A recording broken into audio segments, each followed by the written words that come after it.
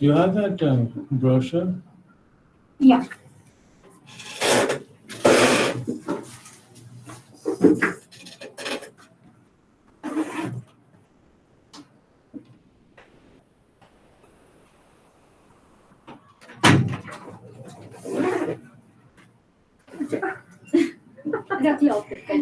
Thank you. So can we start? Yeah.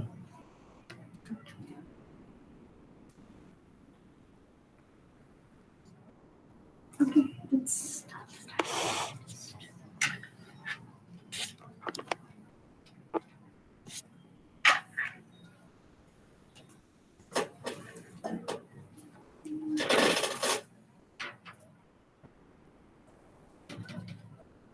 Let's start. Hi, everybody.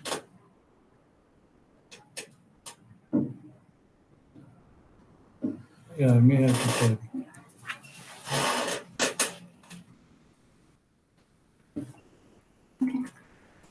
Welcome. Today is the last topic of the first module, which is, if you look at your course curriculum in the brochure, it's called Homosexuality and Medicine Law and Police. And actually, we will be talking about the police and law in other modules as well. So I am going to say a little bit about both the police and the law, and some of it was already covered yesterday while talking about homophobia. But I think that the bulk of today's lecture, I'm going to read from different books, will be about, how how the medical fraternity, over the ages, over the centuries, views homosexuality.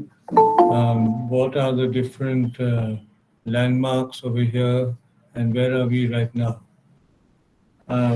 So let me first say a little bit about the police and the law. Now, as far as homosexuality is concerned, no state in the world is a welfare state.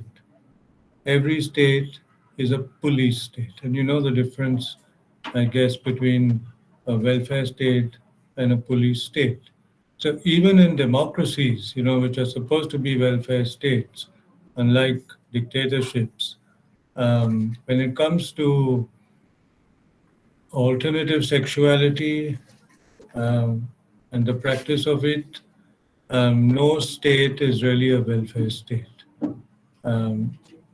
We're all in police states, even in liberal democracies and even in the West. Now, that might vary in degree, in that some countries, democratic countries that think of themselves as civilized and so on, might, legislation, of course, exists in favor of the LGBTQI plus community.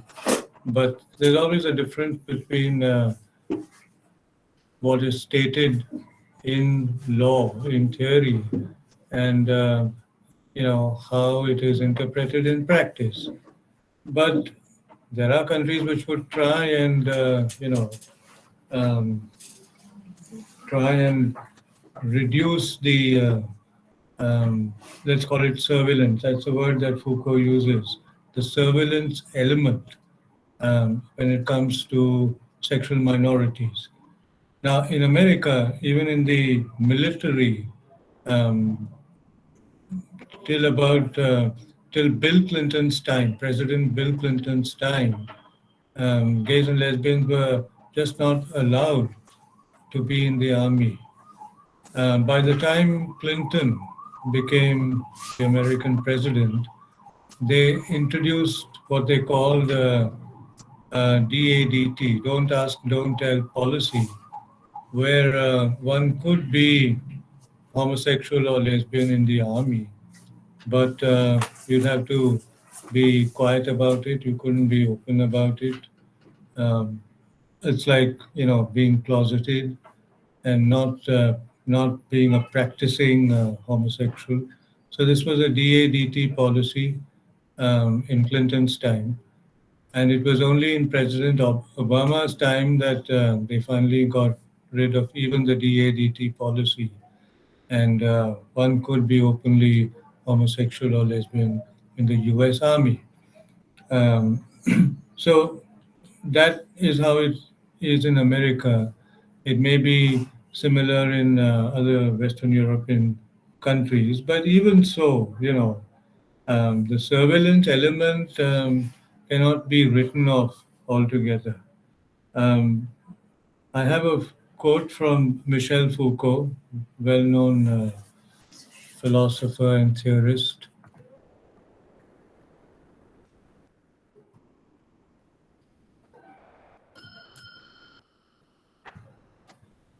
In which he talks about France in the 17th and 18th centuries, and he says a whole system of traps and threats is set up with cops and police spies. A little world is put into place very early in the 17th and 18th centuries. So, um, and then he also uses the word surveillance somewhere. So the state becomes a surveillance state when it comes to sexual minorities. And his use of the word traps and threats and spies, police spies, and so on. Yesterday I talked about agent provocateurs, um, even in the police. Who might pretend to be homosexual only to trap homosexual people. And I was talking yesterday about different kinds of homophobia. One that is, sort of triggered by religious belief, as in the Christian West, or the kind of homophobia that you see in India, which is triggered by, um, by the need to make a quick buck by blackmailing homosexuals. And then there's also the internalized variety of homophobia. We spoke about these things yesterday. But the police certainly have a very negative role in India. And when Ashok speaks to you, you could ask him about this, because the Hamsafar Trust was at one time trying to sensitize the Bombay police, not the police all over India, but at least the Bombay police, because of Ashok's interventions. They had a kind of, some kind of social welfare cell where the police personnel who manned it were a little sensitized um, as to how to deal with sexual minorities who might be picked up by constables and brought to the police stations and so on. But that doesn't really change anything. It's not even the tip of the iceberg, and I don't know whether that cell is still active or not. Um, so my point that everywhere in the world, as far as homosexuality is concerned, no state is a welfare state. Even if the laws are in favor of homosexuals, every state is both a police state and a surveillance state in varying degrees, right? So that if you go to the Middle East and all that, of course, the surveillance is very very strong, and you can be thrown into jail and tortured and so on. If you're in liberal democracies, it won't be that bad, but it is there all the same, right?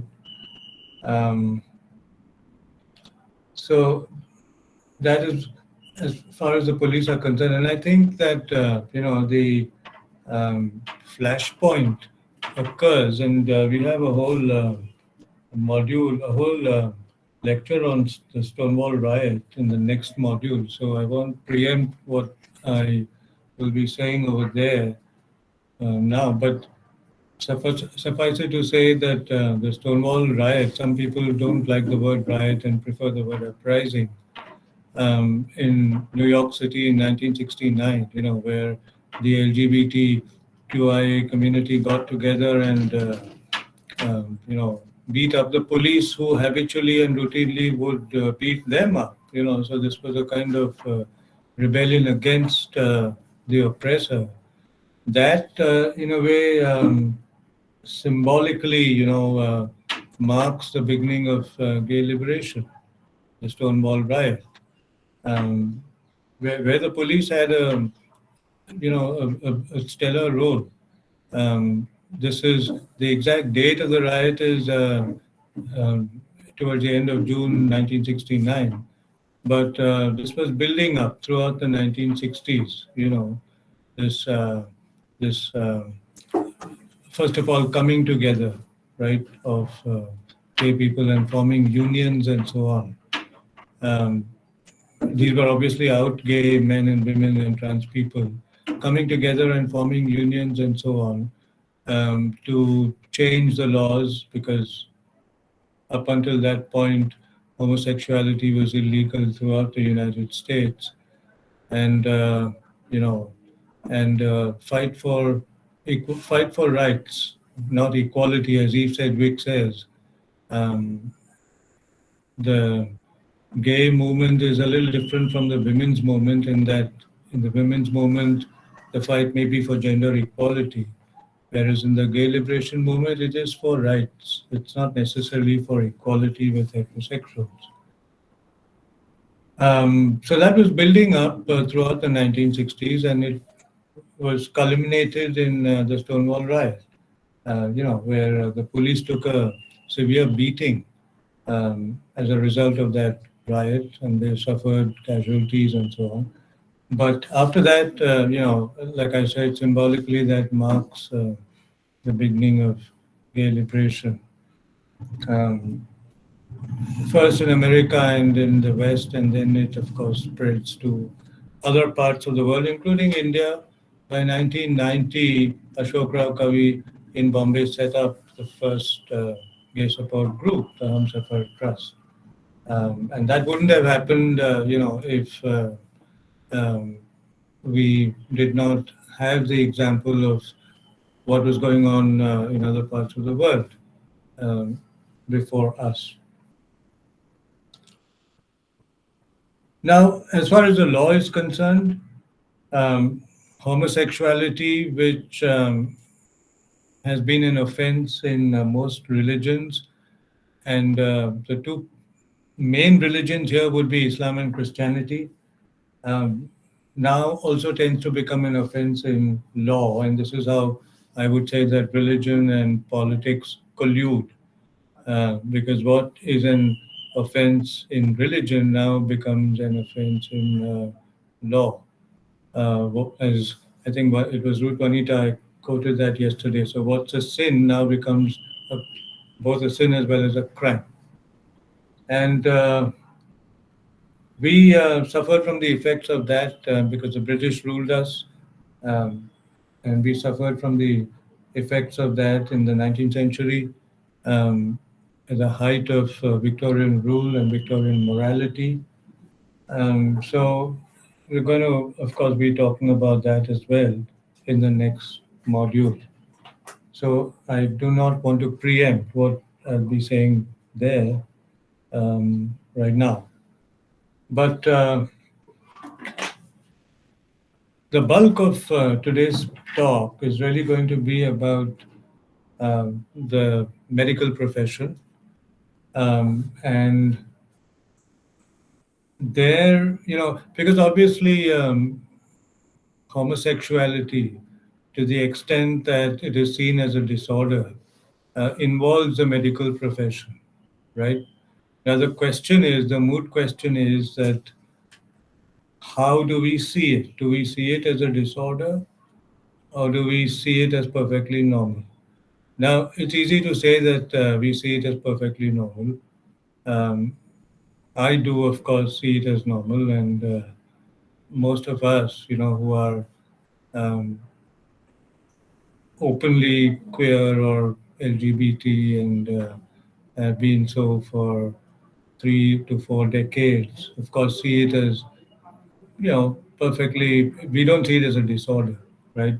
We just see it as another kind of sexual or a different kind of sexual orientation, because there's always pluralism when it comes to um, sexuality, and sexuality exists on a spectrum and so on. But there are a lot of people, even as I speak, even in the 21st century, who still would see it as a disorder. In some cases, it would suit them. This is where the medical profession does become suspect, because it would suit them to see it as a disorder. Because if something is a disorder, then of course it can be cured, right? And there would be cure. So then it becomes a kind of nexus, not just between doctors, but between drug manufacturing companies and so on. And there's big bucks, in all this. And so the medical profession, which include not just doctors, as I said, but also, drug manufacturing units and so on, become suspect, right? And I think that we need to understand that, there are um, there are out gay people who refuse um, to to take any medicine or any therapy, because their argument is that if you did it, it means that you admit that it is a disorder or a sickness, and so they refuse. I'll be talking about this, but when in the late 90s and early 2000s, and maybe it still exists, there was a conspiracy theory lobby, which claimed that there was no HIV and AIDS. And this was an invention of doctors as well as drug manufacturing companies to, to thrust expensive medicines on the gay community. This was, I remember in 2003, there was a conference in Tokyo, and I heard someone who was part of this conspiracy theory group who gave a very convincing speech about, why they thought that AIDS was an invention. So there were people like that in India as well. Riyad Waria, my friend, who made Bombay, died at into the same year, 2003, at the age of just 35. And initially the family tried to hide the fact that he died of AIDS, but I think we in the subculture knew it. We knew his lifestyle, but we also knew that he too believed that AIDS was an invention, and I didn't meet him towards the end, but I'm told that he refused to take his medicines and so on, which could have saved his life. So, there are these different views, even um, that people in the subculture hold, right? I'm not saying everybody holds that view, but there are people who hold that view, and there are others, of course, who would think that. One of the things that gives a fillip to that view is that it's a bit like COVID. That it doesn't have autonomous symptoms. If you think of HIV, and I think you have many doctors and medical people who are going to also be talking to you. Um, but there's one thing I wanted to say before I forget. Grado may not even like this, but when these people talk to you, you have to be very alert towards what they're saying, because if anyone is suggesting, that it is a disorder or a sickness and it can be cured and so on, or it's on account of it's a psychological condition. You don't have to take that lying down.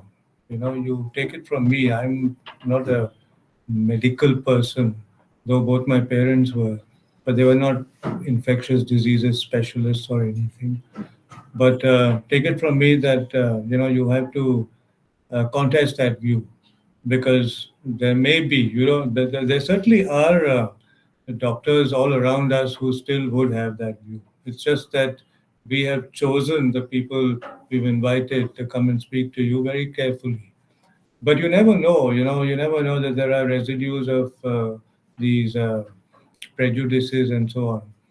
And you have to be very alert to what is being said. So HIV and AIDS, becomes a turning point, because I think that really gives a lot of fodder to the medical profession, since it came to be viewed from the time it first made its appearance. It came to be viewed as a homosexual disease, a disease that was mainly affecting homosexual men, not even lesbians, homosexual and transgender men.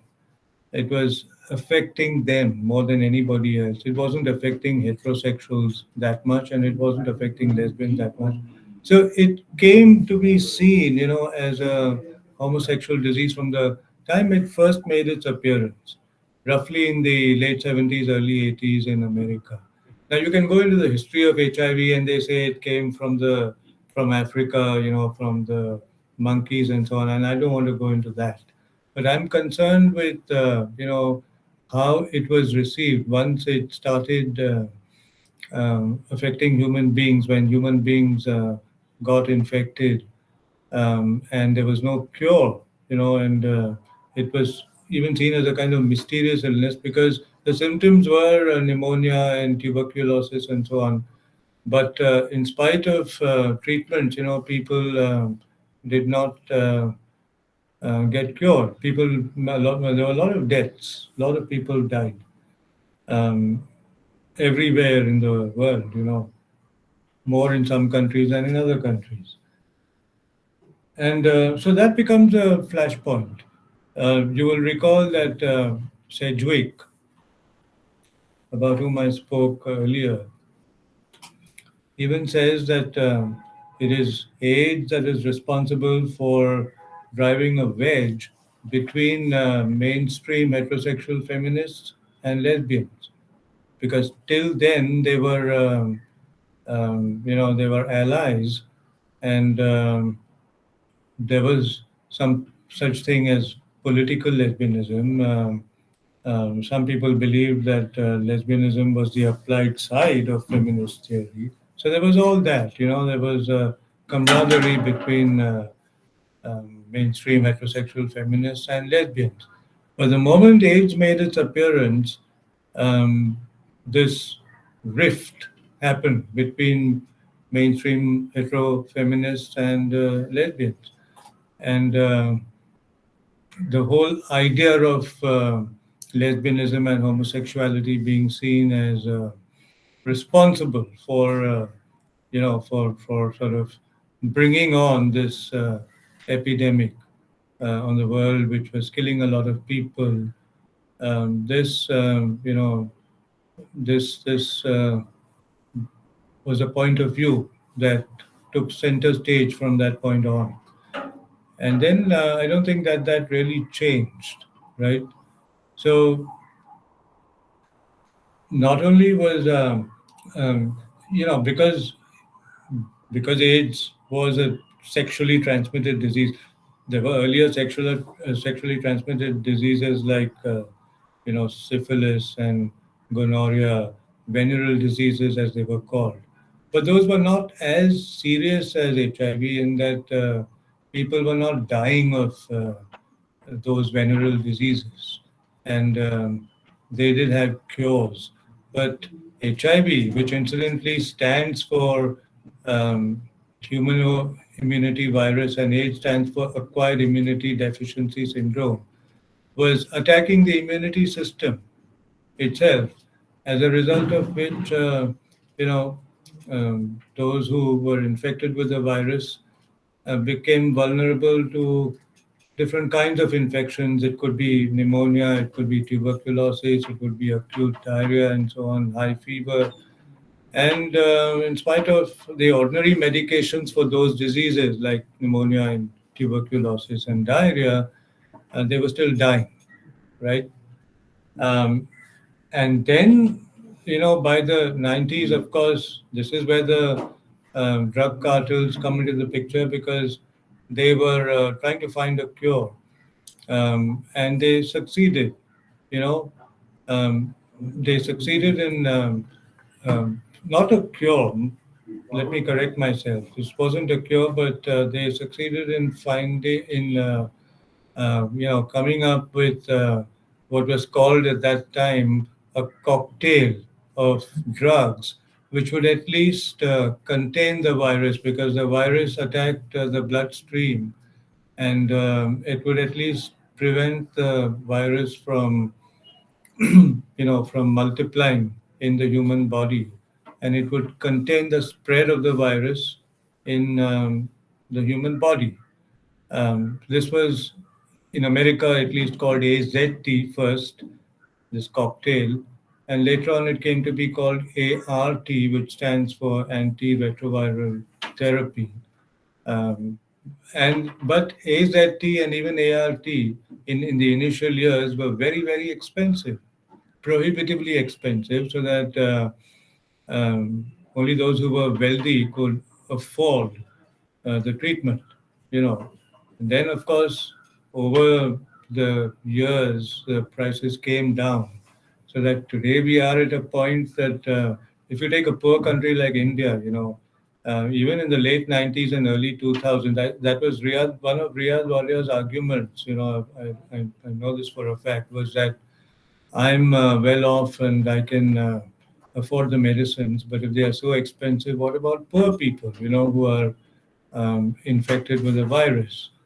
So this was late 90s, early 2000s. It's only now in the third decade. Now we are um, you know, at a point where you can even get it for free in a government hospital. The antiretroviral drugs can be gotten free in a government hospital, provided you're of a certain income group. If you're of a higher income group, then you can't get it free. But even if you have to pay for it, it's not as prohibitively expensive as it used to be.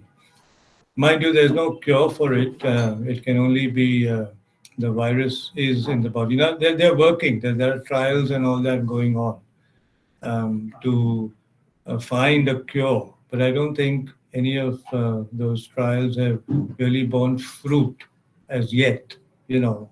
So that where we are at this point is that once you're infected, you're infected. But it's just that, the infection doesn't spread and you don't die within no time as you tended to do in the past, in the 80s and 90s and even early 2000s. So today people can live with AIDS. I think that I was reading on Google a few months ago that the first AIDS survivor, who has the virus but who's been on medication, managed to reach 100 years of age, right? So that was a celebratory moment, because, if you could live with the virus for that long, it meant that the virus was not causing the kind of harm and destruction that it did earlier.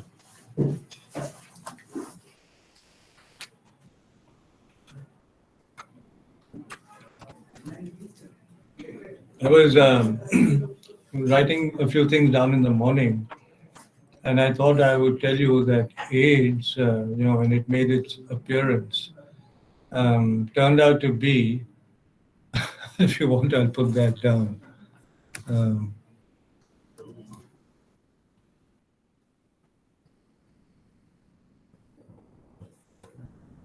Cataclysmic catalyst as far as the LGBT community was concerned, because it it gave a boost to doctors, who were looking for fodder, as I put it, number one, and to drug manufacturing companies, number two, and to the general public, number three, against homosexuals and homosexuality, because it was largely seen as a gay disease. So the rest of the world sort of turned against us. Now, in order to prove what I'm saying, because there's always books, that can provide the evidence. Lest you think that I'm just sort of talking through my head. There are books that provide us with the evidence. But before I read from these books that I have with me, let me quote what Foucault says. Foucault says, Foucault talks, and this was even before AIDS, but he talks of the noisy entry of homosexuality into the field of medical reflection in the mid 19th century. It had happened more distinctly, he says, during the 17th and in the beginning of the 19th centuries. This is a social phenomenon of great scale, more complicated than a simple invention of doctors, right? So, what this statement says to me is that, we became guinea pigs. Homosexuals became guinea pigs for the medical fraternity, which includes not just medicines that cure the body, but also the mind. And let me say in this context that the American Psychiatric Association, throughout that time, which had come up with a list of mental disorders, had also listed homosexuality as a mental disorder. And it's only after, gay liberation and so on, that it was, that they were persuaded to delete homosexuality from their list of mental disorders. So anybody who still thinks of it as a mental disorder is, of course, um, subscribing to a very dated view, and needs to be educated, because even the APY, American Psychiatric Association, no longer lists homosexuality as a mental disorder, right? Now, the books I have for you today, I'll put the names down, and the first is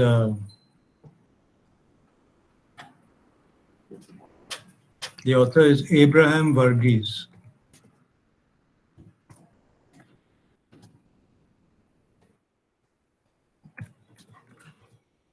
And the title of his book is My Own Country.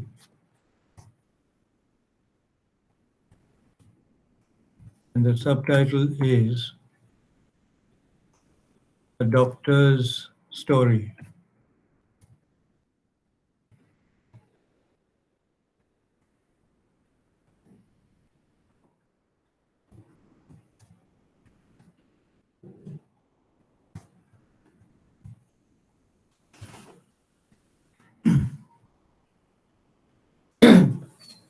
As the name will tell you, this is a doctor of Indian origin from the south, but he never lived in India. He was born in Ethiopia, and then he settled down in America. He specialized in infectious diseases. And, in this book, it's really a literary work. It's not, it's a doctor's story, so it's his personal story. It's a memoir. It's not a technical book. He talks about, he was one of the first people in the United States to encounter AIDS, and the people who um, suddenly got this mysterious disease, and how there was no cure, how doctors were baffled because they didn't know what this mysterious disease is, but they did know that people were dying, and they did discover that all the young men who contracted this disease were homosexual men, and they also saw that there was a lot of prejudice that you know immediately developed towards the gay community. So I'm going to read from the opening chapter of the book, not the whole chapter, excerpts that I've specially marked for you, and then comment on them. The title of the book is My Own Country, a Doctor's Story by Abraham Varghese. Summer 1985. A young man is driving down from New York to visit his parents in Johnson City in the state of Tennessee. I can hear the radio playing. I can picture his parents waiting, his mother cooking his favorite food, his father pacing.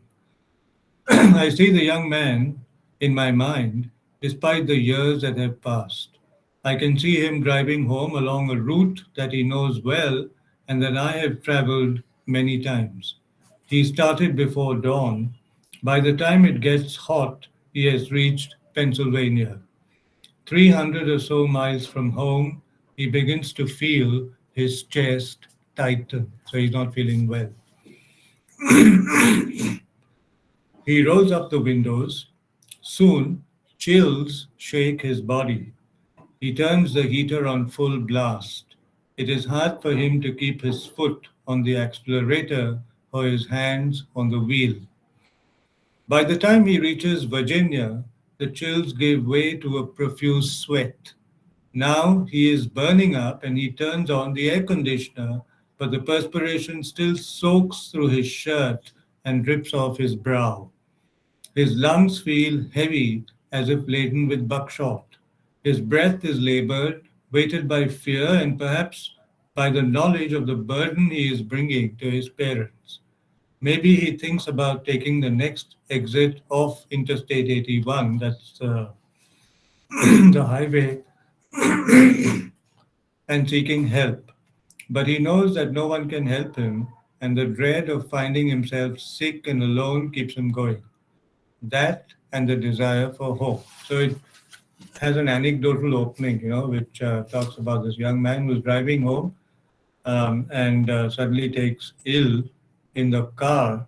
And it's a strange illness because he first feels very cold and then he feels hot and starts perspiring. And, he doesn't know what it is.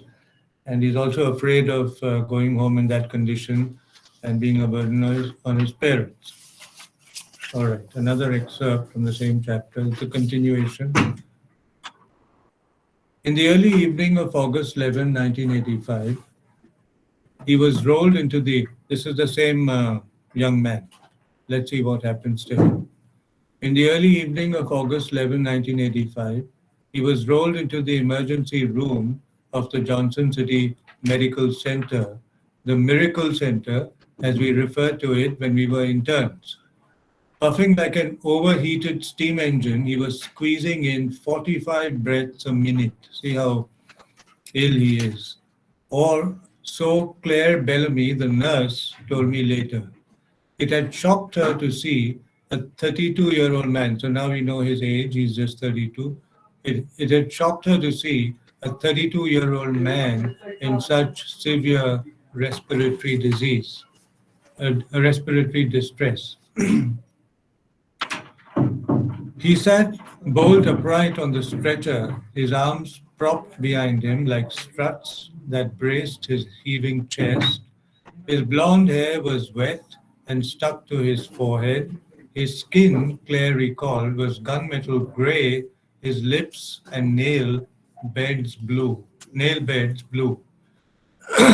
She had slapped an oxygen mask on him and hollered for someone to pull the duty physician away from the wound he was suturing.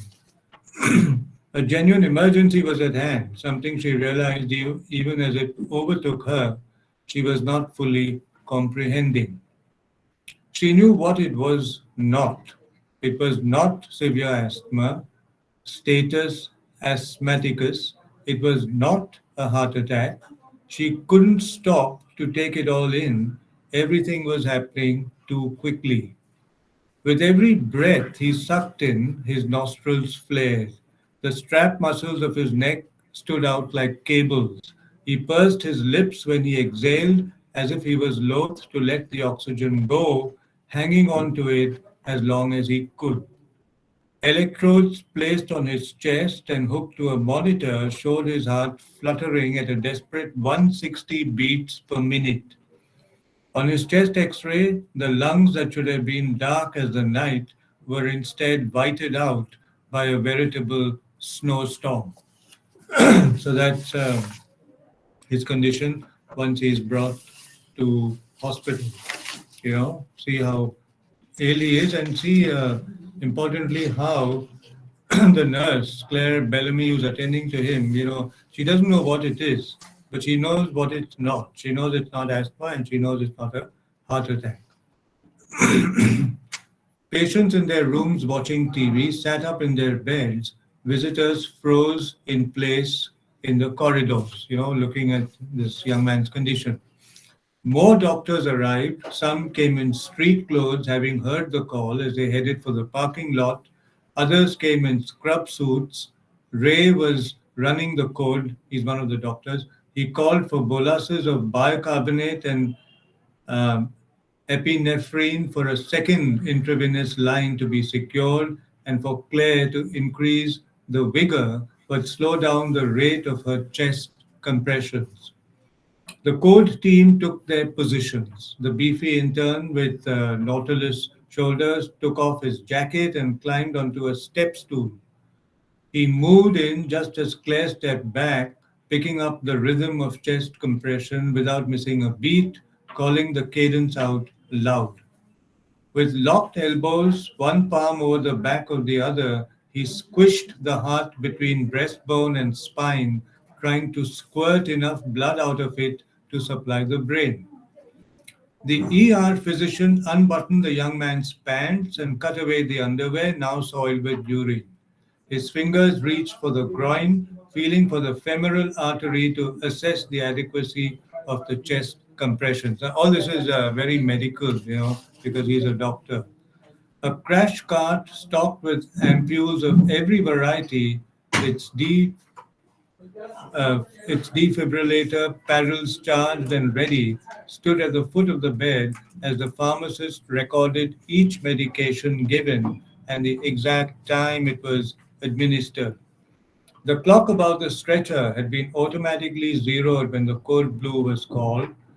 A code nurse called out the elapsed time at 30-second intervals. The resident and another nurse from the code team probed with a needle for a vein to establish a second line. Ray bagged the patient with a tight-fitting mask and handheld squeeze bag as the respiratory therapist readied an endotracheal tube and laryngoscope.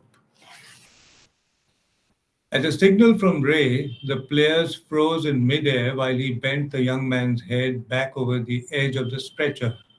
Ray slid the laryngoscope in between tongue and palate and heaved up with his left hand, pulling the base of the tongue up and forward until the leaf-shaped epiglottis appeared. Now, all this is very medical. Let it not bother you, but I'm reading this, just to show you the intensity of the disease.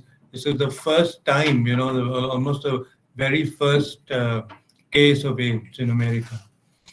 Behind it, the light at the tip of the laryngoscope showed glimpses of the voice box and the vocal cords.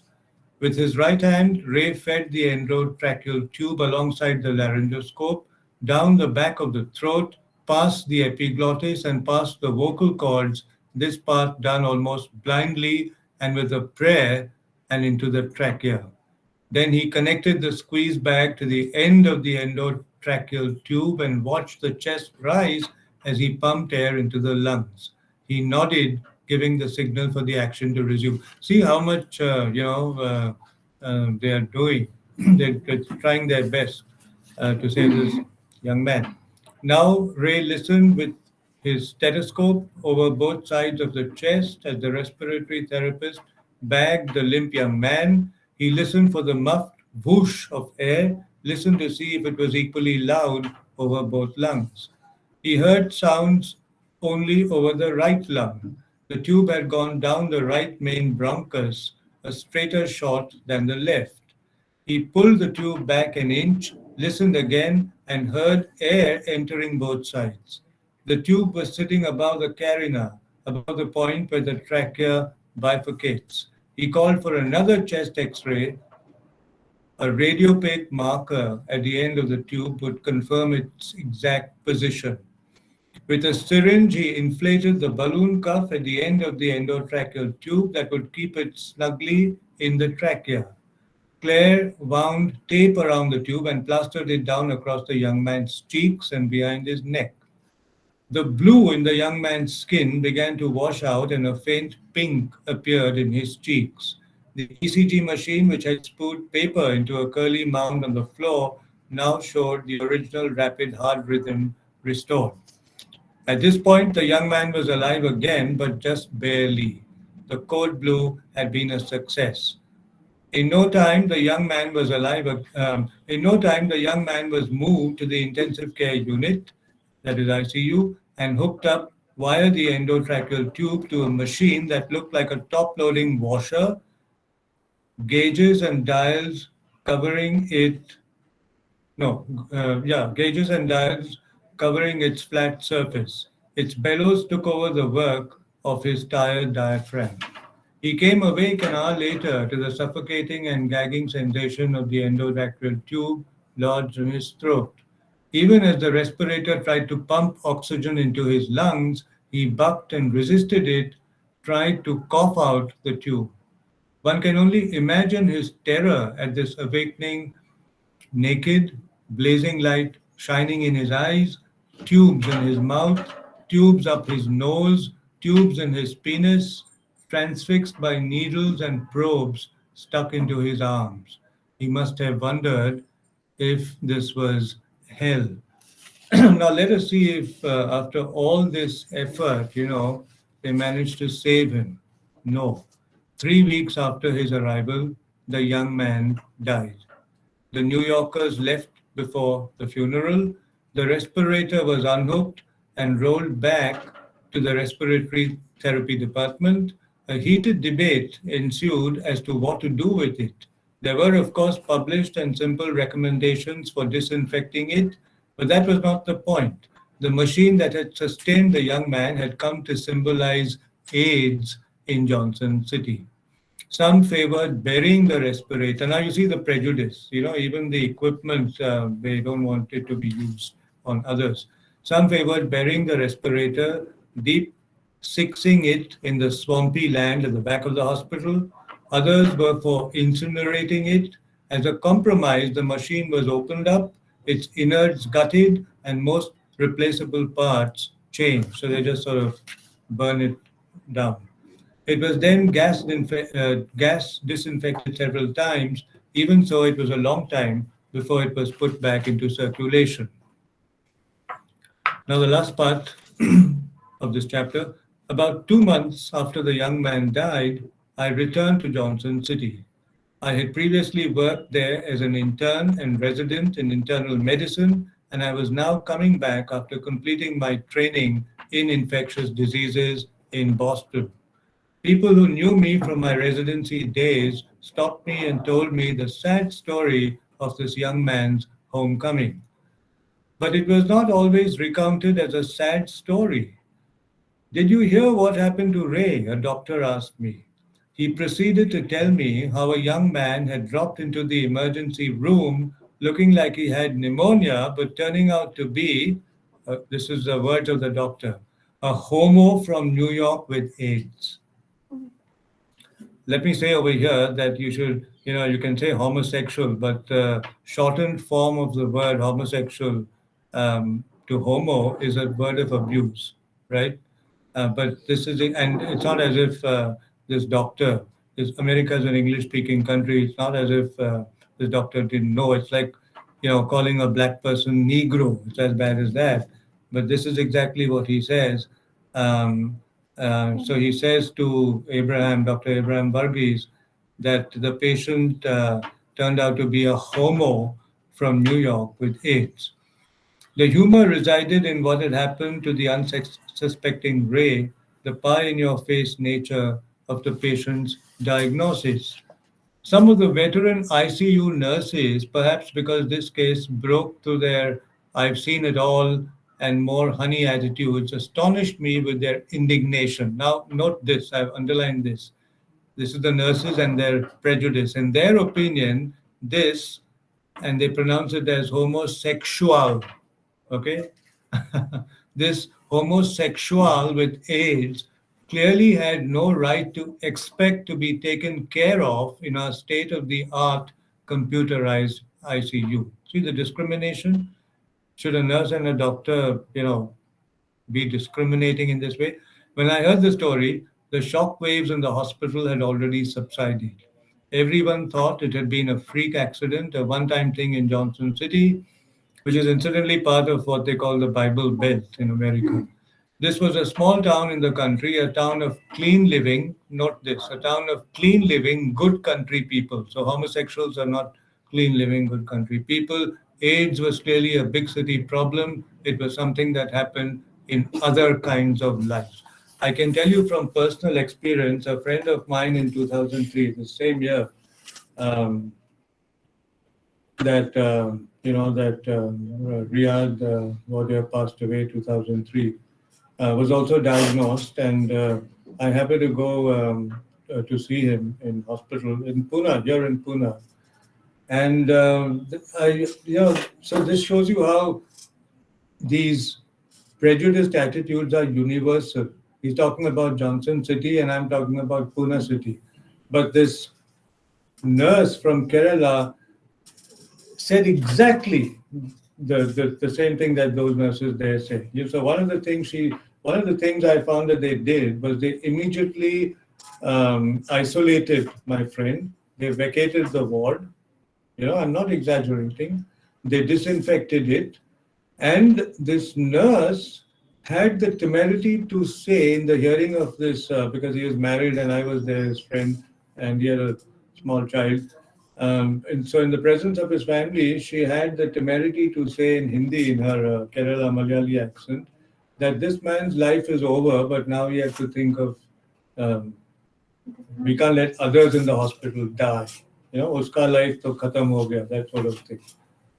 So, you know, um, if I say that the AIDS was this cataclysmic catalyst, I'm not exaggerating, because this is what it did to the LGBTQI community.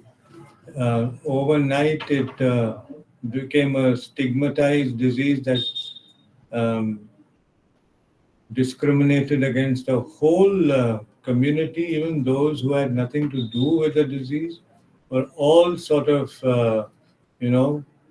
put in the same box and thought to be sort of, perverts who had brought this on. And I might tell you, in India, interestingly, it played out slightly differently in that, because in India, unlike in America, yesterday I was talking about how, in spite of, even if you're in the closet, this sense of who you are and what your identity is stronger in cultures that are more educated, like America. And so, um, if you decide that your lifestyle is homosexual, then it's unlikely that you're also going to have a heterosexual married life. But in India, it's not like that.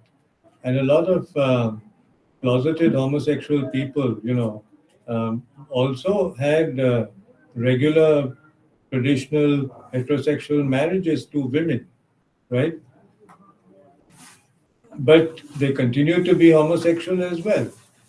Now, what started happening was that they were, getting infected through homosexual activity. But then, because they also were having sex with their wives, they were infecting their wives, right?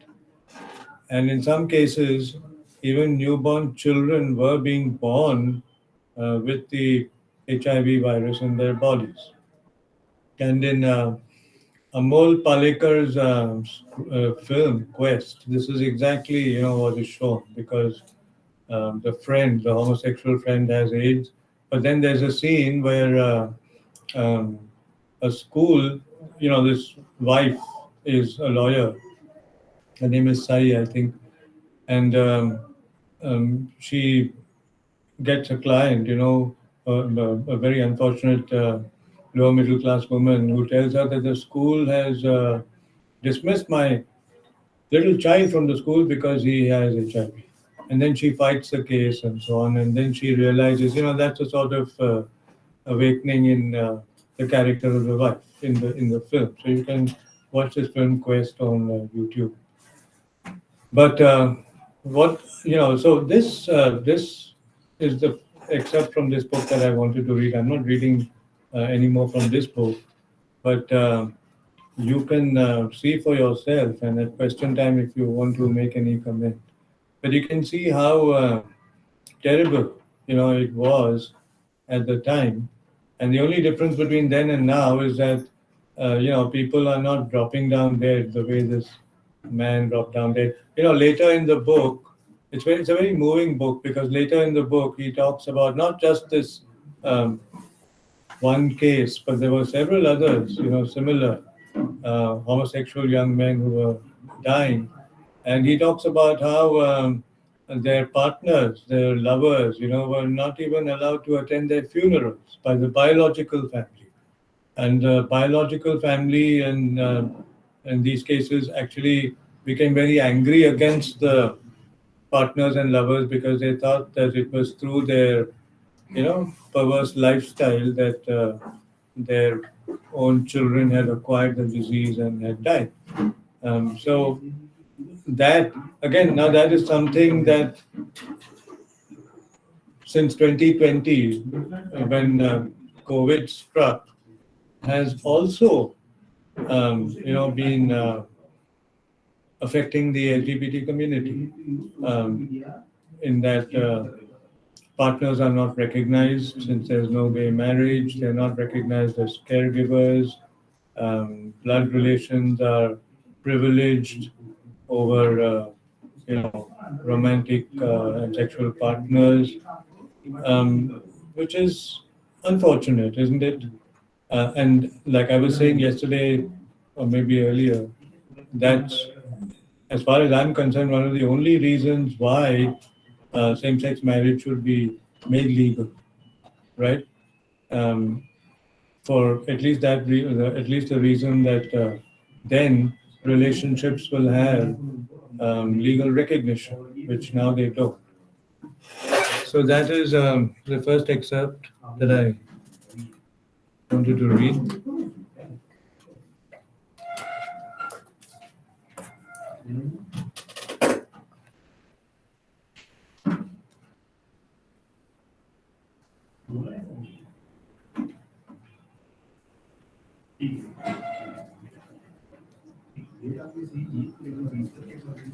I told you Foucault, he's talking about, when he talks about the police, he talks about traps and police spies. And then that's why he says that this is inscribed within the framework of a surveillance, not just on homosexuals, but on women, dancers, actresses, and so on.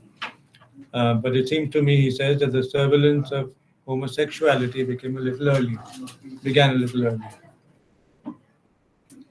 Now, police surveillance can be understood, but from what I'm reading and from what I will read now, you will see that there's also medical surveillance in a sense, so surveillance by doctors.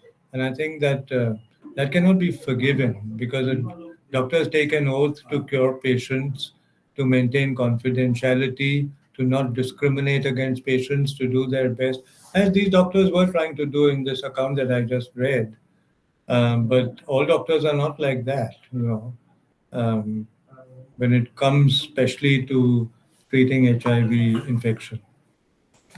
Now, the other book I'm going to read an excerpt from is by an Australian Chinese homosexual. His name is Benjamin Law.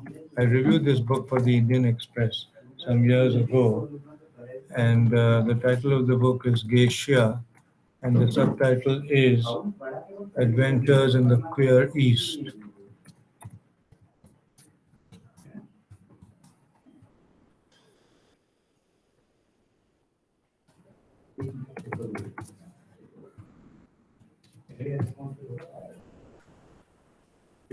So that's the title of this book, and there are, there are different countries, Asian countries that he goes to.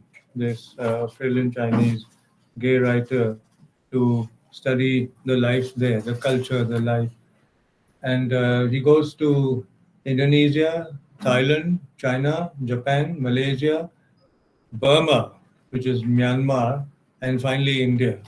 And I've chosen three excerpts from three different countries that he visits. The first is Malaysia, where actually he meets a doctor who is somewhat progressive in his outlook. Um, because he tells this patient that no, homosexuality is not a disorder. The patient's name is Renick. It's a short excerpt I'm going to read from um, this chapter on Malaysia. After Renick returned home to Brunei, something snapped. The low-lying static in his head finally brought on a storm of bad thoughts, and his nervous breakdown was so severe that he was hospitalized for a month. The medication he received gave him hallucination. While the previous account, was physical illness, this is this account is about being mentally ill on account of one's sexuality. So he started having hallucinations and so on. Now he goes to meet his doctor, and you see how he's. This is what I called internalized homophobia yesterday. These are his words to his own doctor. He says, "As a spiritual person, I tell you that the devil was attacking my mind. A doctor would say it's a chemical imbalance in the brain, but I believe it's a bit of both." You know, so this is not internalized homophobia. He thinks that he calls himself spiritual, and because of his sexuality, he thinks his sexuality is the handiwork of the devil. The beta blockers Rennick took reduced his anxiety but heightened his depression. Concerned at his lack of progress, his doctor said that this is important, his doctor, that's what I said, his doctor was progressive. His doctor said that from a psychiatric point of view, they didn't believe there was anything wrong with same sex attraction. So he was lucky, to meet a doctor with a progressive view. The doctor believed that there wasn't anything wrong with same sex attraction from a psychiatric perspective. He also suggested gently that perhaps Rennick was a little too involved in religion. I agreed with him to a certain extent, Rennick said. And if you recall, I told you right at the beginning that religion is always the villain of the piece because this man's internalized homophobia is on account of his being overly religious, in this case, Islam or Christianity. No, I think he's Christian, as the name suggests. So I agreed with him to a certain extent when he said, if you're going to focus on something like religion a lot, you have to do it in the right way. So that's his view. But he didn't accept his doctor's statement that you couldn't or shouldn't get rid of homosexual thoughts. So this doctor, as I said, um, fortunately, has progressive views. And the first thing he says is that from a psychiatric point of view, there was nothing wrong in same-sex attraction. It was not a disorder, a mental disorder or a psychological disorder. That's one thing that he says. And the other thing that he says, which is related, is that there was no need for the patient to stop thinking of homosexuality, because that is his complaint, that that I'm that's why he says he invokes the devil. He thinks that the devil is tempting me by putting these homosexual thoughts into my head. And the doctor says that, first of all, don't think of religion too much, number one, and secondly, um, he says couldn't or shouldn't. So both these words are interesting, especially the first word, couldn't. You can't. I mean, if you are, um, if your sexual orientation is homosexual, there's nothing you can do about it. This is what the doctor was trying to make him see. So this is the first excerpt that I wanted to read. I think, can you put on the fan? Yeah, sure. Getting a little hot. And I've got this jacket.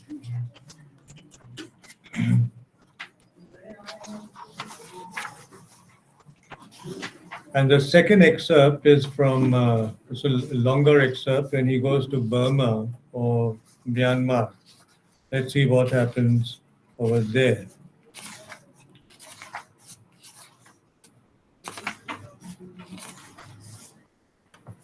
All right. Myths about HIV were prevalent in Myanmar.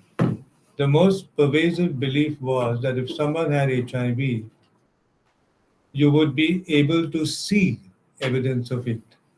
The logic was messy but understandable. If someone was incubating a deadly virus, then surely that person would look as though they were dying. They would look weak and bony and have lesions that oozed pus. In most people's minds, HIV looked like, well, AIDS. There's the doctors will tell you this in a better way than I can, but it has to do with the viral load.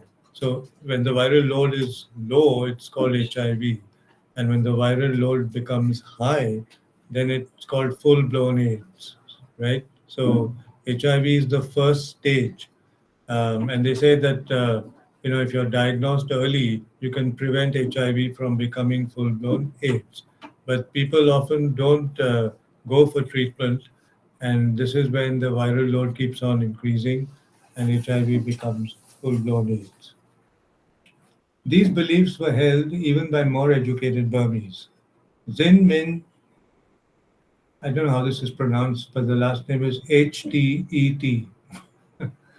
So I'll just say Zin Min H was 32 years, exactly like the American patient about which I was reading. So Zin Min H was 32 years old and an engineer with a PhD. He was smart, had held a government engineering post for years, and had even been accepted into international postgraduate courses.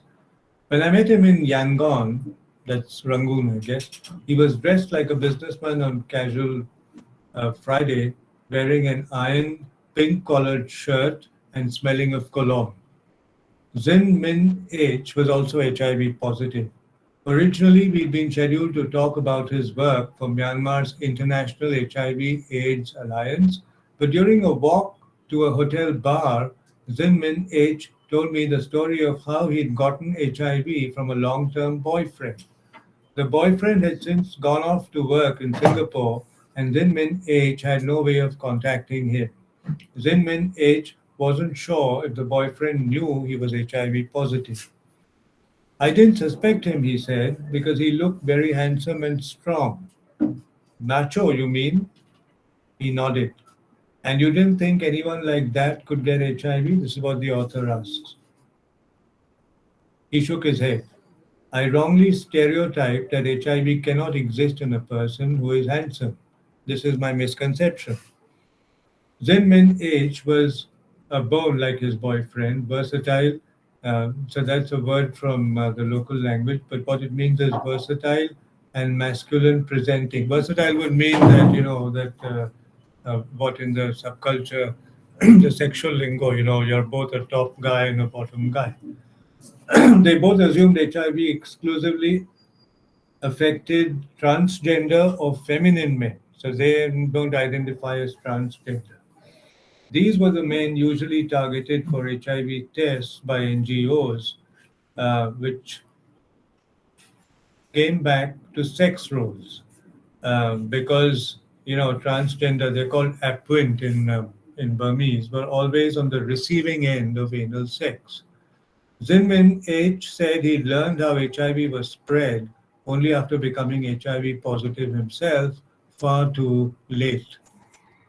Zinmin H grew up in the northernmost part of the Yangon region in a township called Mingladon, but moved to the city to attend university. Afterwards, he got a job with Myanmar's Ministry of Science and Technology, regularly transferring from city to city.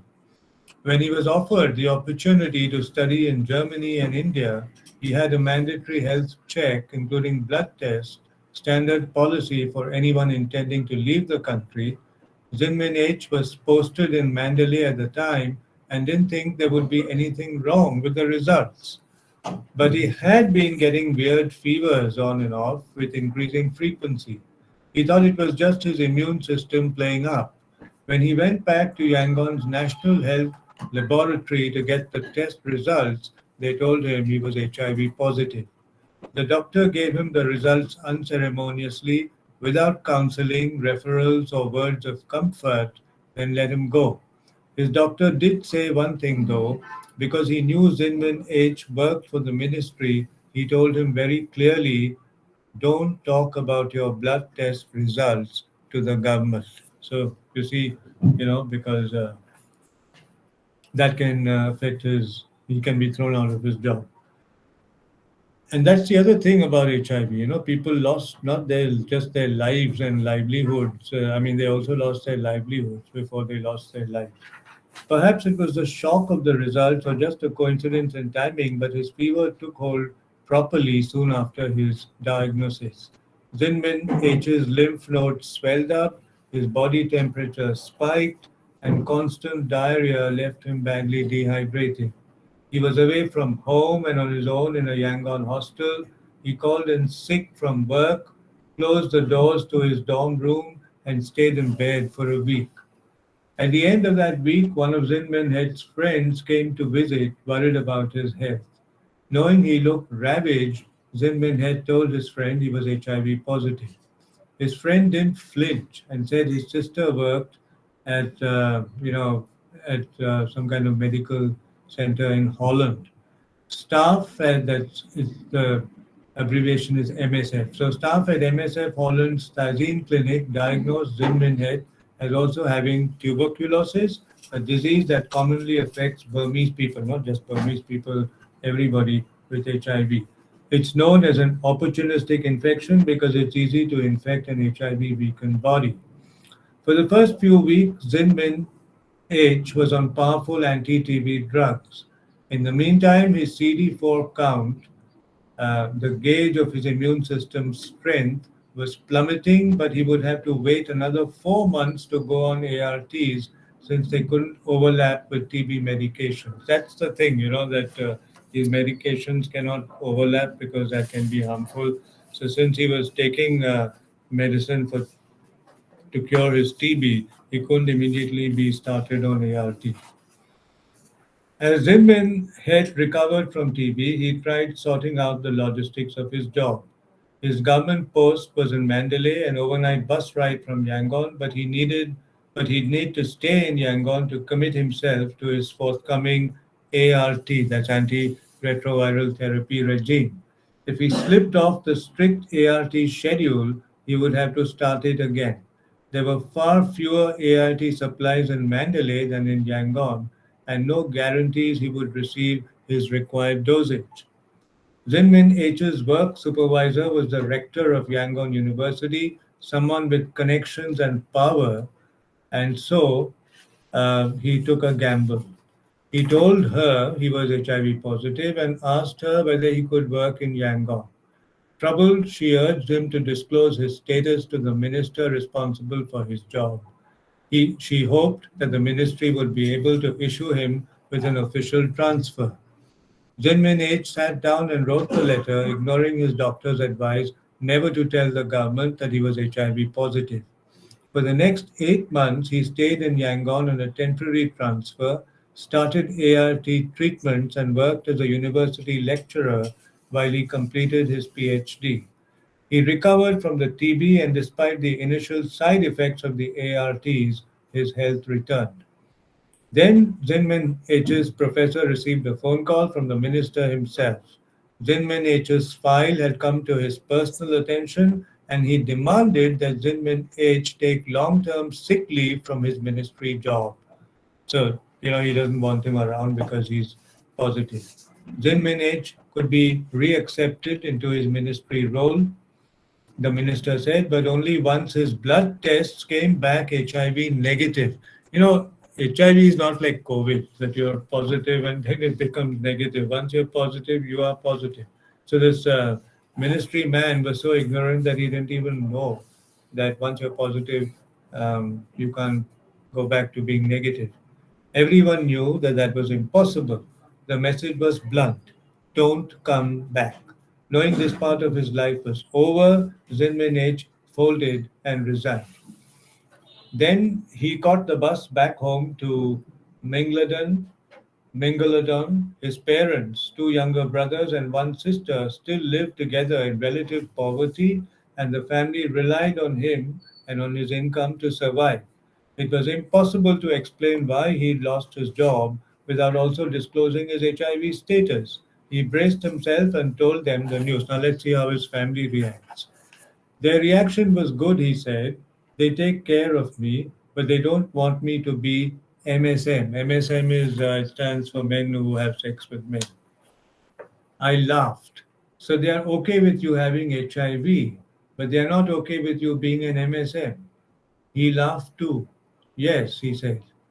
Timing was on his side though.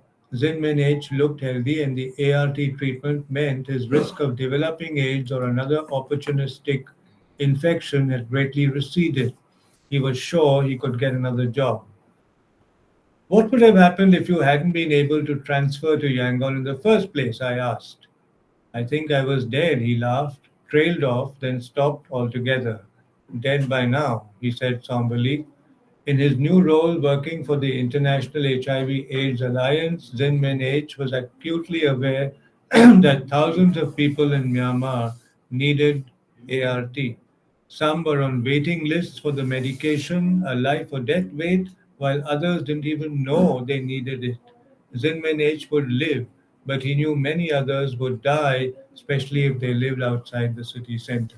So this is at a later time from the previous account that I read from America. So there is ART, it's affordable, but it's in short supply. We're talking about Burma. And it's available in the cities, but not in the smaller towns. And if you don't take it, you know, I've talked to doctors, so this is very accurately described that if you have opportunistic infections like TB, till you're cured of the TB, you can't be started on ART and so on.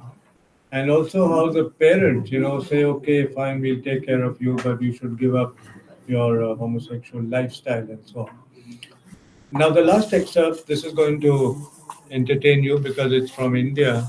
He comes to India and he meets a Baba. He refers to him as Babaji because maybe he doesn't want to be taken to court. But let me tell you that this Babaji is none other than Baba Ramdev. Okay. So he goes to meet him in his ashram. I'll read this and then we'll open it up. So Babaji had agreed to grant private interviews, albeit ones in which we would be surrounded by his all-male entourage, one of whom was a man in a business suit who would translate Babaji's Hindi for me. Babaji understood English well enough but needed help communicating his responses. After we sat down together, surrounded by his team, I asked him about some of his health claims, like the one that yoga had the power to cure people of HIV.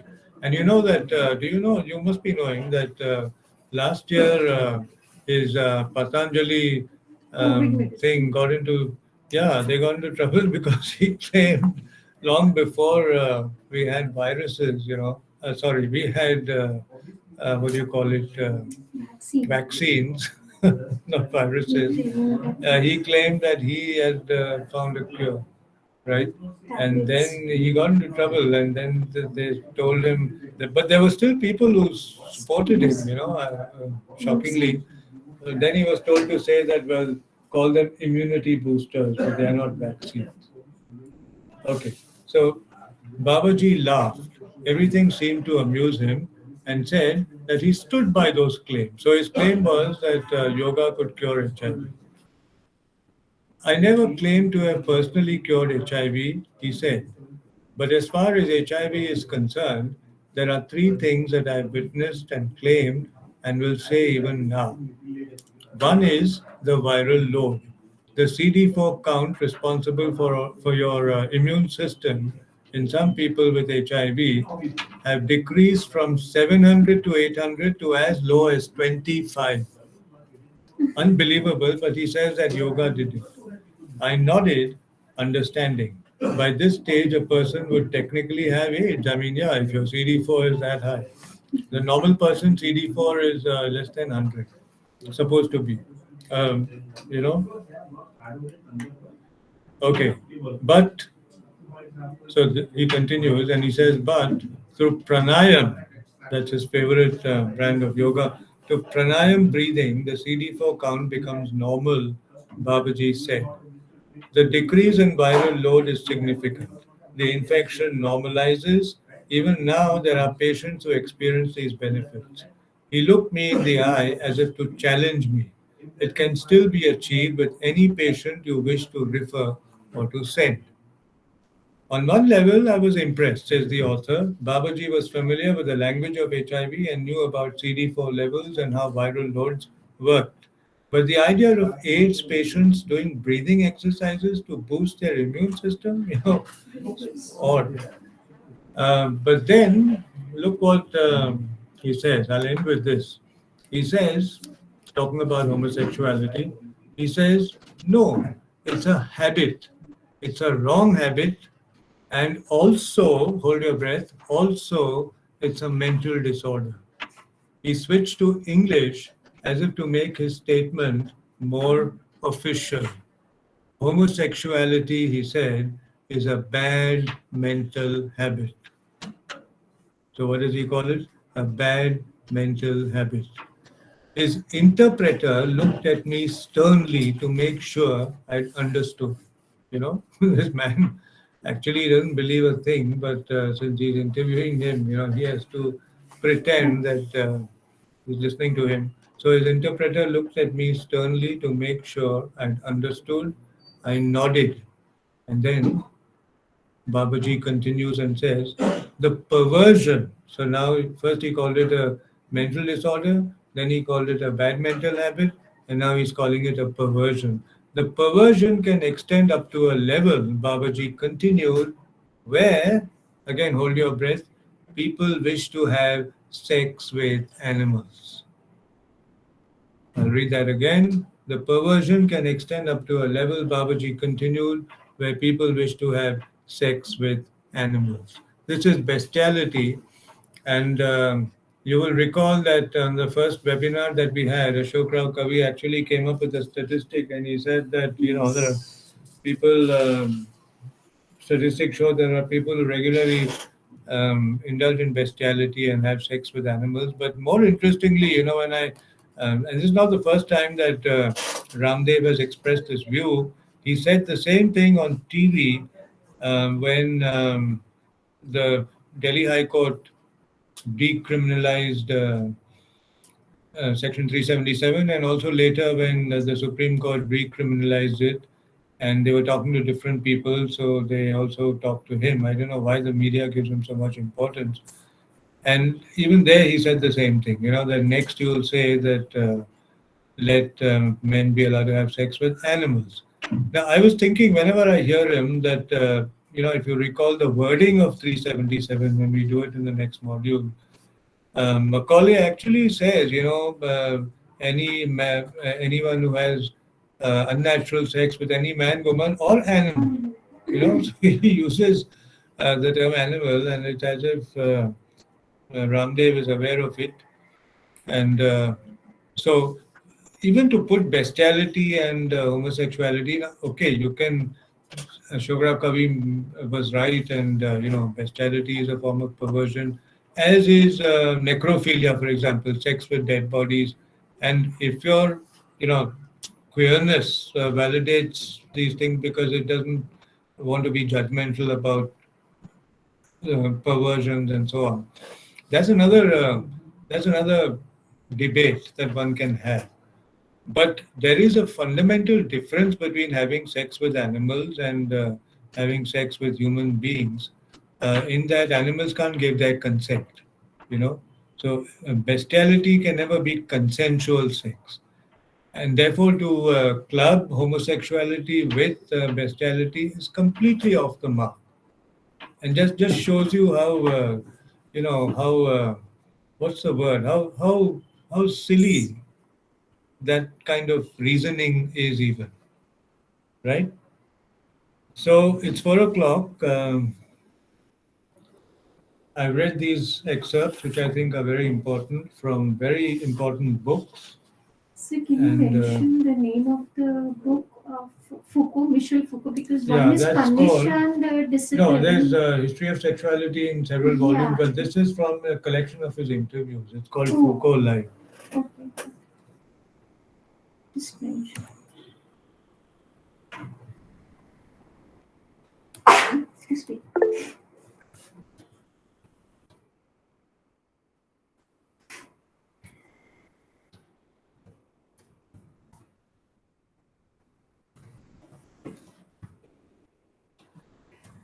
$1960.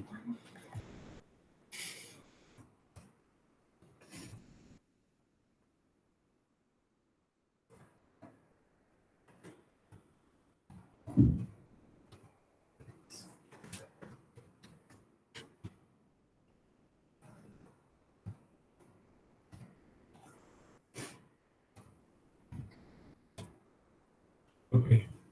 Interviews that he gave between 61 and 84. Sure. Now, I want to say that I'm again, my some of you might think of it as a bias, but as a literary scholar, um, my soft spot is for authors and books because I think that we are able to see things in a way, in a broader way, right? Whereas professional people tend to see things in a narrower way. And I purposely read out these excerpts because, since as part of this certificate course, you also have uh, medical professionals and people like that who are talking to you. You should, in case you suspect that there is a prejudiced view, it won't be open. Nowadays nobody can be openly prejudiced, but it can be subtle prejudice. And if you really want to um, benefit from this certificate course, you should not just take these things lying down, but contest them and present counter arguments. And like I said, these literary works provide the evidence because they're not literary work. It's not fiction. Both these are non-fiction books, right? So they are based on um, real life happenings and incidents. Okay, So we are open for questions. now the sun is coming. Yeah, I just It's okay. It's questions. only half an Okay. So that is fine. There is no question today. hour. Okay. You can just, we are open for discussion if no question, if somebody wants to. Yeah, so is there, I thought there would be something that you might want to say. Are they all there? Yeah, yeah.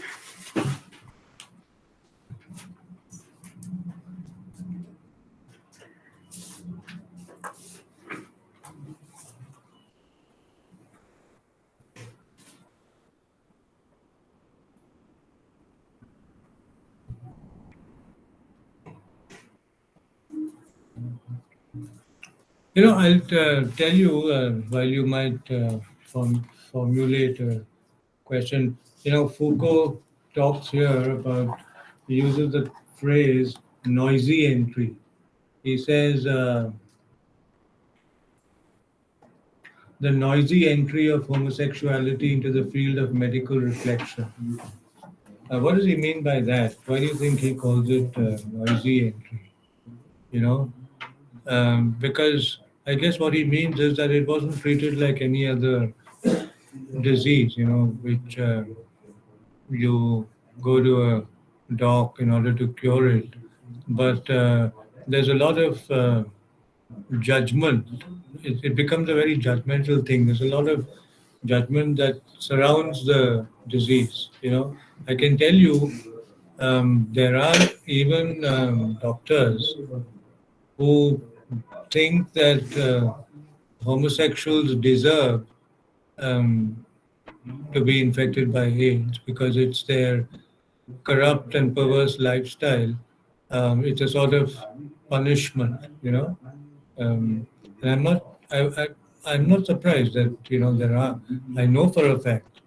Now again, such opinions today perhaps cannot be openly expressed, but between what you openly express and what you believe, there can always be a there can always be a difference, right? So this view that the LGBT community deserves um, to die of HIV and deserves what happened over here is prevalent. You know,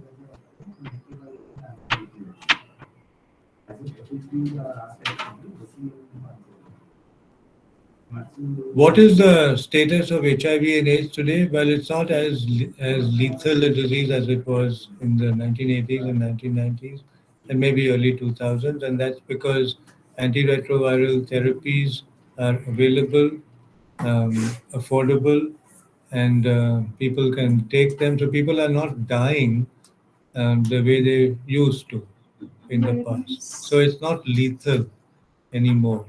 But at the same time, what that doctor, for example, in Myanmar says that you should take another test and come back negative. So the your HIV status cannot be reversed. That hasn't happened because there's still no cure. And unlike COVID, because COVID affected the whole world, so the whole world went into overdrive and created these vaccines in a record time. Since HIV doesn't affect everybody, right? Um, there hasn't been a vaccine as yet that can really alter your HIV status from positive to negative.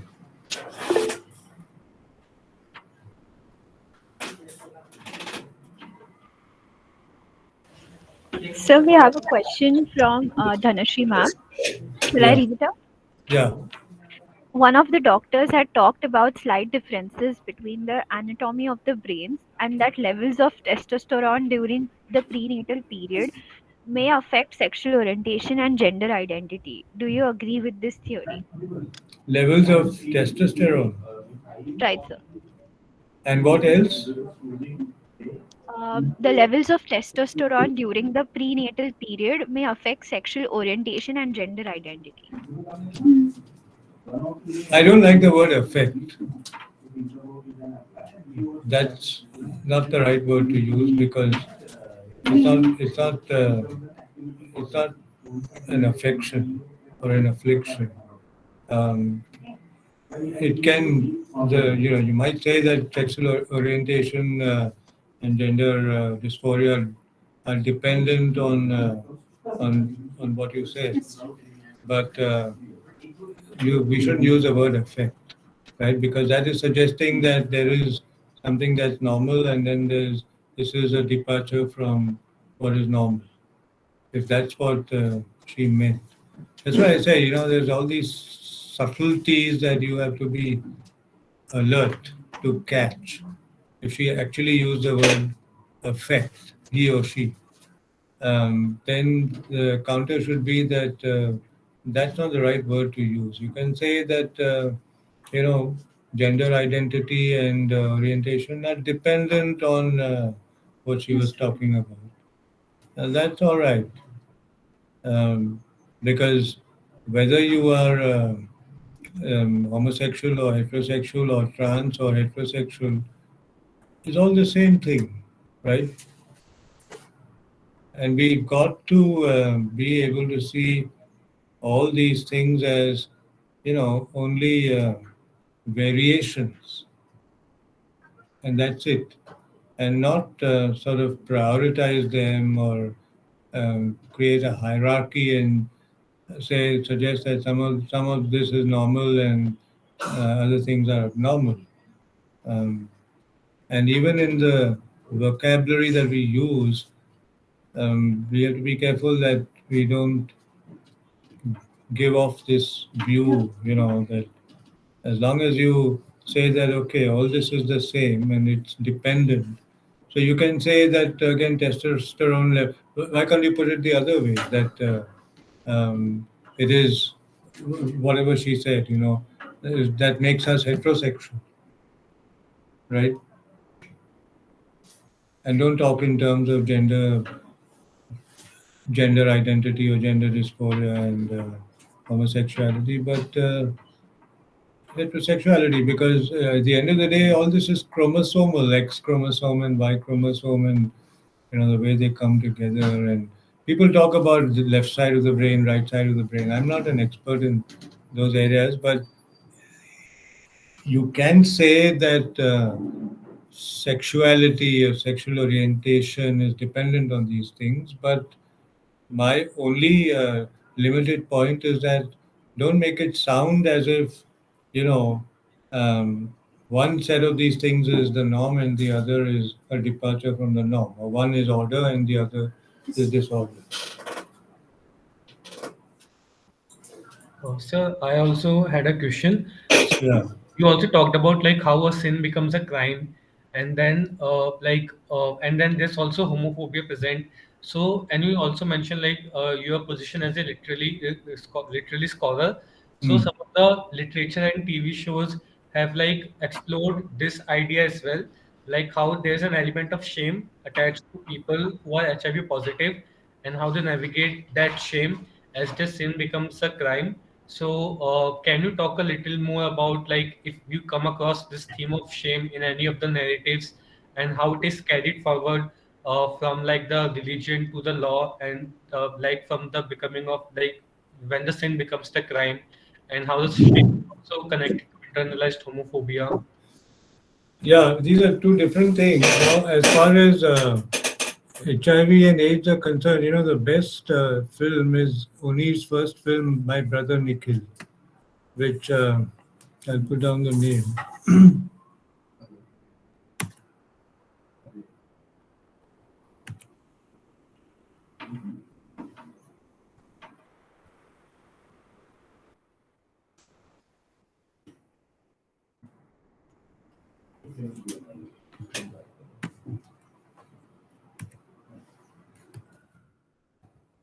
So this is a film you want to watch, My Brother Nikhil, which is linking AIDS and homosexuality. I wanted to mention it actually. um,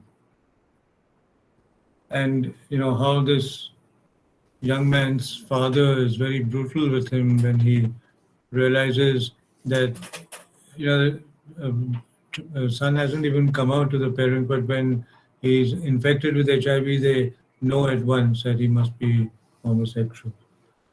So that's one thing that you asked, right? Now, your other question was about sin and crime, right? Can you just reformulate that? What is it that you're asking? Yes, sir. So, so there's this TV show. It's a sin, which is based around this progression of how like people saw AIDS from the lens of religion, like marking it as a disease and a gay man's disease because they are BVNs and it's their fault and everything. And then it also talks about the politics of like 80s, where gay people are holding protest and the ACT UP organization is there. So within that progression, there is also mention of the shame, like how gay men don't discuss their status at times because they felt a sense of shame about their own status, and they don't go for test. For like they would go to the doctor, they would give their blood, but then they would not check their status, and they would just come back and engage in Yeah, well-wished so behavior. you're right. That is there because it's a stigmatized disease. But who is to blame? It's a stigmatized disease because if people have a right to be afraid of being stigmatized, as you saw in the case of the excerpt from Myanmar that I read. This man loses his job, right? He's dismissed from his job. And likewise, in my brother Nikhil, he's thrown out of the house. So this ostracization is what people are afraid of.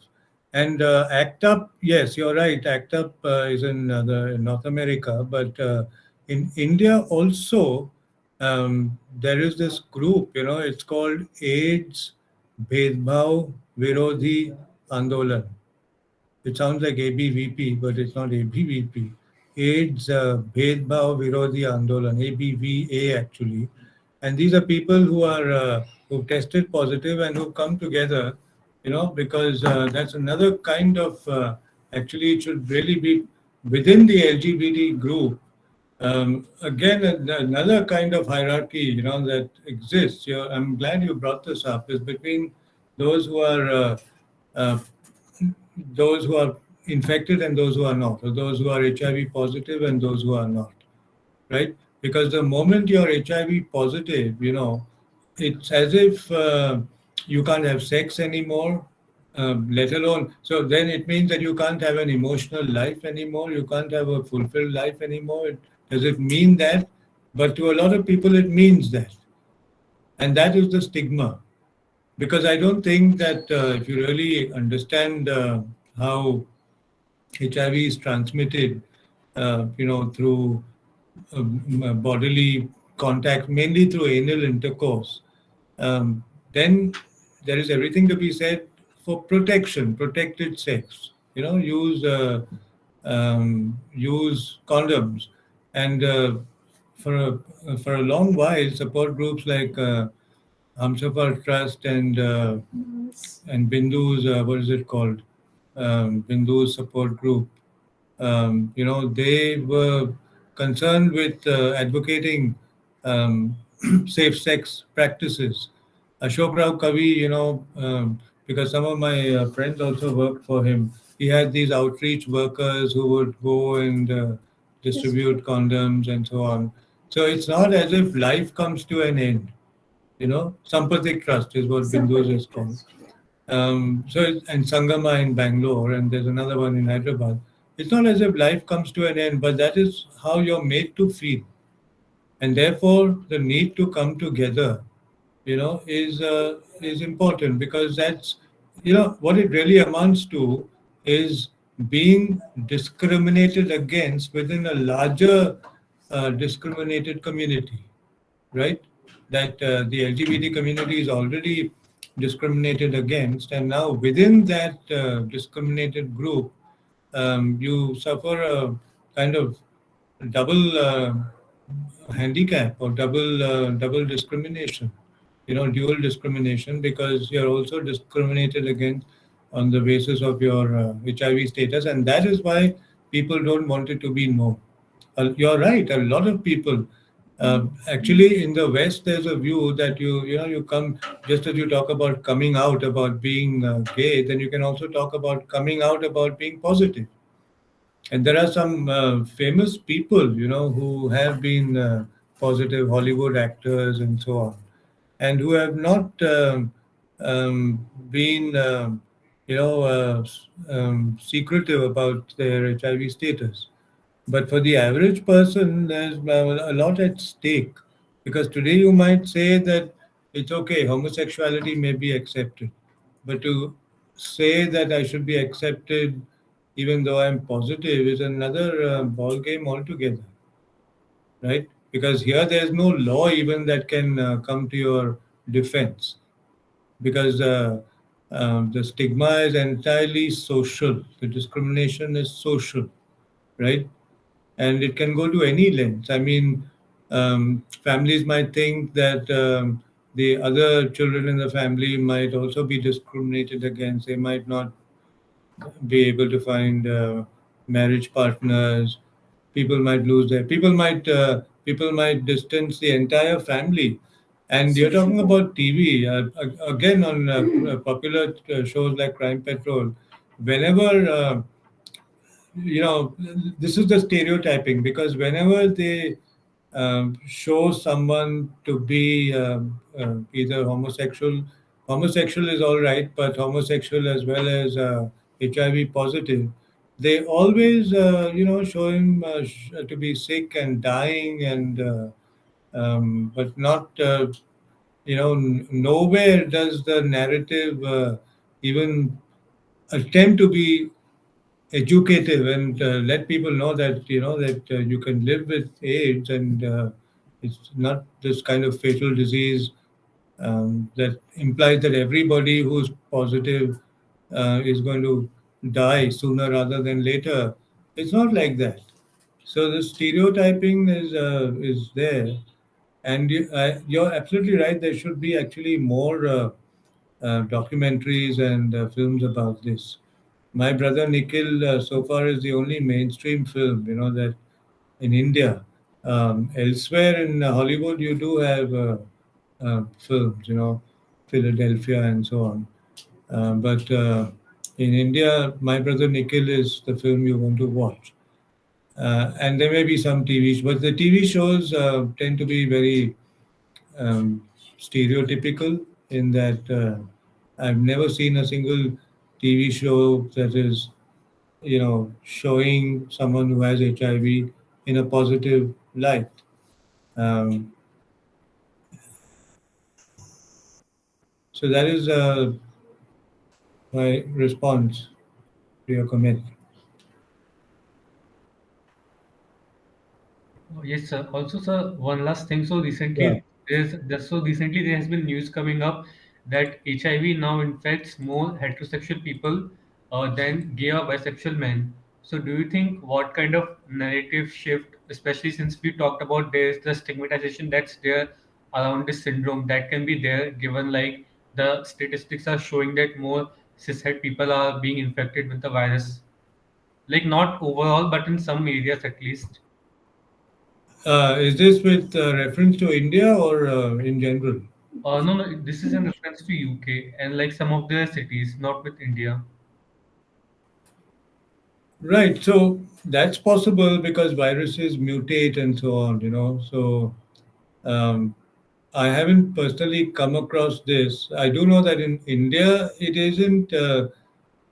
Actually, it's very interesting that the government of India, because the government of India was in denial about the existence of homosexuality, it found itself in a spot uh, because then it couldn't. I'll tell you about India. I don't know about which countries you're talking about, but I'll tell you two or three things about India, and which is relevant to this discussion. The first is that because the government of India all along has been in denial about the fact that homosexuality exists in India, they think of it as a Western import that's come from the West. Um, they willy-nilly cannot admit, that homosexuality, I mean, that AIDS is a homosexual disease, right? And Ashok Kavi points out that it took a lot of persuasion on his part to convince the government that there were homosexuals in India, and that that they were being affected by HIV and AIDS, and that segment of the population, couldn't and did not have to be invisibilized to the extent that, as you said, then that they don't even go uh, for blood tests, and they don't follow up those blood tests with treatment, right? So that was happening on account of this stereotypical and prejudiced view of the government, which was in complete denial about the fact that that there were homosexuals in India, and actually women who were getting AIDS, because then you could say, well, women prostitutes. The government of India decided to see AIDS merely as a disease that affects mainly the sex worker community, right? Prostitutes, women, female prostitutes. And that was how they wanted to see it, right? And this is where people like Ashok Rao Kavi had to, struggle to make them see that prostitutes, of course, could be high risk population, high risk people, but equally there were homosexual men. And this is how he began his outreach work, and maybe he got help from NGOs abroad and NGOs in India and so on. But then, interestingly, there came a point. This is when the three and the case to read down 377 or amend it was being, um, there was an appeal against that law in the court, and two ministries of the government, the Home Ministry and the Health Ministry, I've got this in my book, Criminal Law, found themselves on opposite sides in relation to their views on decriminalizing homosexuality. The Home Ministry did not want to decriminalize it, but the Health Ministry said exactly what you're saying, that if you don't decriminalize it, there are homosexual people who will not come forward and get tested and follow up that testing with treatment if they turn out to be positive. And since many of them are also married, they are infecting their wives and their children, and this is how the disease is spreading.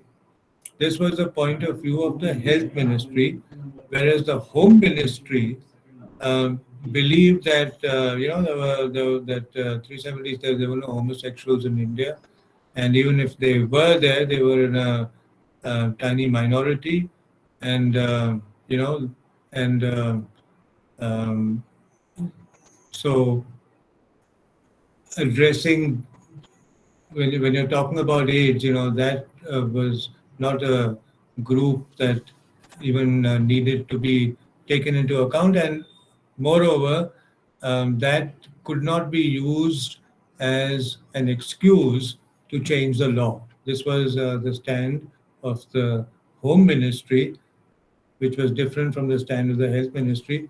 And mind you, this was when the Congress was in power as a center, not after the BJP came to power. So this was the stand.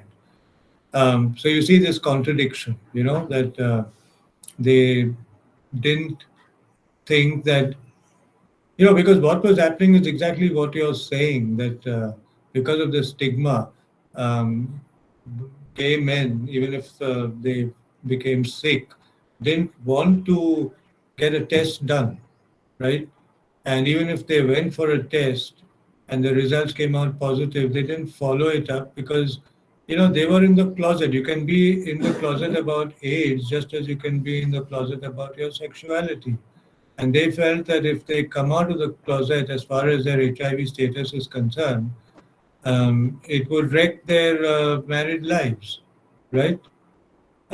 Which was a very short-sighted way of looking at it. But that is what the health ministry was arguing, that that they continue to be in the closet, but they are married men and they are also having sex with their wives, and this is how the wives, not prostitutes. Prostitutes is different because prostitutes have different kinds of clients, right?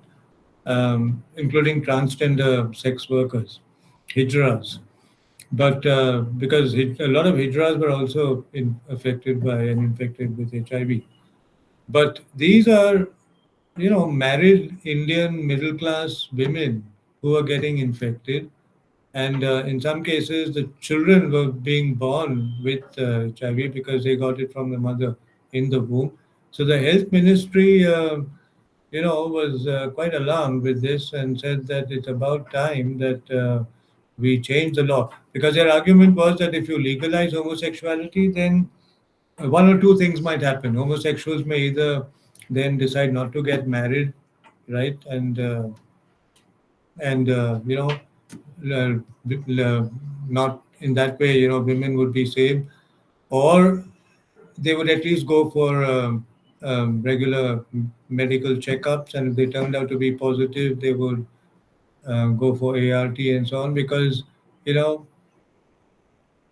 the laws had changed and homosexuality was no longer illegal. This was the argument of the health ministry, and they were never able to resolve that till in 2009 the Delhi High Court itself read down Section 377. That's one thing. The other thing I wanted to say in this context is that when Kiran Bedi was superintendent of Tihar jail, now jails, because jails are, yesterday I was talking about single sex spaces, and I forgot to mention one of the most obvious single sex spaces, which are prisons, right? Because in prisons and jails, you're segregated on the basis of gender. Men's jails are different from women's jails. And as far as under trials are concerned, once you're convicted, you might be in an anda cell or solitary confinement or in a separate cell or whatever. But there are so many under trials. All our jails are overflowing with under trials that they're just packed together in these cells, and they become hotbeds then for male same-sex activity. And maybe the same thing goes on in the female cells as well. But as far as the male cells are concerned, they become hotbeds for um, male same-sex activity. In Whistling in the Dark, my book of interviews, 21 queer interviews, we managed to talk to one such young man who, for a sexual offense, spent time in jail, and he was telling us, um, of what goes on. But we already, I think everybody knows this. Now, Kiran Bedi, there was a proposal that since this is going on among men in the jails, why don't you distribute condoms?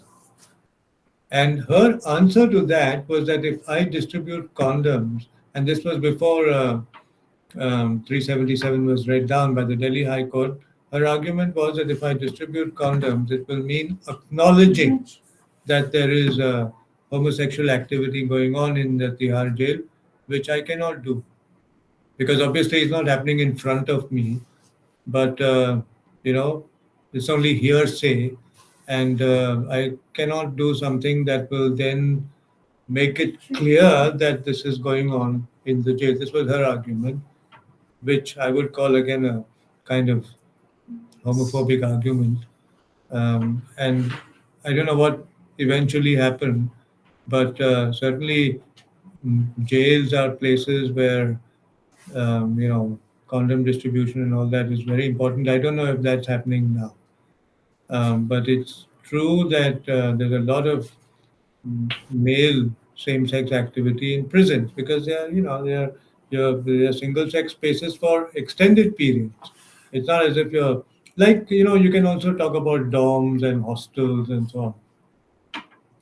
But the difference between dorms and hostels and so on is that you're not under arrest. You can always go home or go elsewhere. But in a prison, you're under arrest. You don't have the freedom of movement, right? Except within the jail. And so, how do you seek release? So there's a lot of what the jail people don't even they use terms like sodomy and so on, because usually a newer inmate is um, becomes a victim, and he is penetrated by those who have been there for longer and so on. So all this goes on in jails. So the connection between jails and the spread of AIDS. Again, I think that we need studies, research studies on these things, because the media and the newspapers and television and even social media will not talk about it. You need research. Tata Institute of Social Sciences. There must be studies. SAGE publishes a lot of these kinds of research, where you try to establish the connection between jails and the spread of HIV, right? Yes, sir. I do agree with you. And like when you talked about research, so I think there's this trans woman, Sai Bolanthu, who have worked on incarceration of trans persons and how like HIV is spreading among them and like Yeah, into yeah. facilities. So I think yeah, that kind of studies do like point out to all the things that you've mentioned. Yeah, trans activism, Lakshmi is an activist, Revati is an activist. A lot of trans activism, especially among the Hijra community, is now again directed at preventing the spread of HIV and AIDS. That's number one on their agenda, and it should be, because it's not as if the disease has gone away. It's very much there, and unlike COVID, there's no vaccine that can change your HIV status. It's just that in the last 2 years, Corona has sort of elbowed out every other disease, and all the talk all over the world is about COVID. But it's not as if HIV isn't there. Right. Thank you.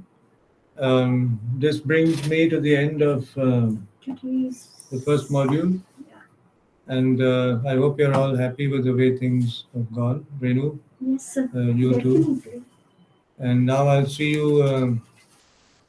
The next No, session we I will have see is in March. 1st March. Yeah. No, first, Yeah. first, second, third, Yeah.